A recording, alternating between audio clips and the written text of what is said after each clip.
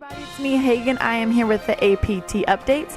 This is something that we are just starting and we're going to be doing from here on out. It's just going to be an update of what's happened the previous couple of weeks and what is to come in the next couple of weeks. So we just completed our third week of tournament play. However, we might not have gotten all three of those tournaments in. Our first one in Alexandria, Louisiana was rained out. Mother Nature was not on our side for that tournament and we ended up having to reschedule it. So look below at the date, mark your calendar, and we'll see you there. Alrighty, so let's start with our Southwest Louisiana Open tournament, which, like I said, was our first tournament of the year to actually complete.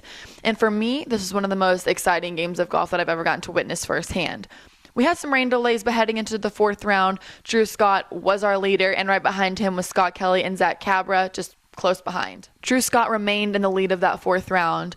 Up until the 17th tee box, people started realizing that maybe Scott Kelly was going to make a comeback. Before anyone knew it, Scott Kelly and Drew Scott were in a double playoff for that title position. Drew Scott did in fact end up coming out on top, and here's what he had to say about his big win. The only thing I was thinking is that pretty much every hole out here is birdieable. So you're going to have more birdies today. You haven't had very many bogeys this week.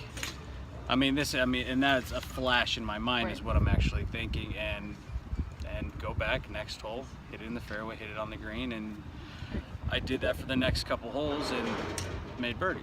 It was fun. Yeah. Hats off to Scotty. He played great. He was trying to win. He was trying to win. You can't fault the guy for that, and especially he took advantage of a time where I had a couple bad holes, and he just like that. He can hold his head high for that for sure. After that tournament, we headed down to good old Victoria, Texas for our Victoria Open. During this week, we brought in Scott Kelly as our featured player of the week. We wanted to get his side of the story on that battle between him and Drew Scott, and here's what he had to say. Really, I was just trying to get second. I knew that I had like a one-shot cushion on second, and 17 was a pretty easy hole, so I was trying to make birdie or something to give me a little cushion going into 18, and then he ended up making bogey, and I made eagle, and I was like, wow, it's only 2 shots now. And then 18, he made bogey, and I made birdie. So it's a new week, but definitely a little bit of momentum, and we'll see what happens. So let's fast forward to the fourth round of this tournament. Scott Kelly was in first place by 3 strokes, but he does know all too well how quickly that first place can be challenged. It was an intense round. Craig McCoy did bring his A game, ended up coming out on top with that $25,000 check and the trophy, just barely beating Scott Kelly. I do feel bad for Mr. Kelly. However, he has won $30,000 just these 2 tournaments alone with the Adams Pro Tour, so you can't feel too bad. Plus, this was Mr. McCoy's first big professional win, and I could not be happier for him. Yes, this is my first professional win. So how did that feel? It's awesome. It's the greatest feeling. I really settled in on the front 9 after I was 2 under through 6, and he was 1 or 2 over. He made a couple early bogeys.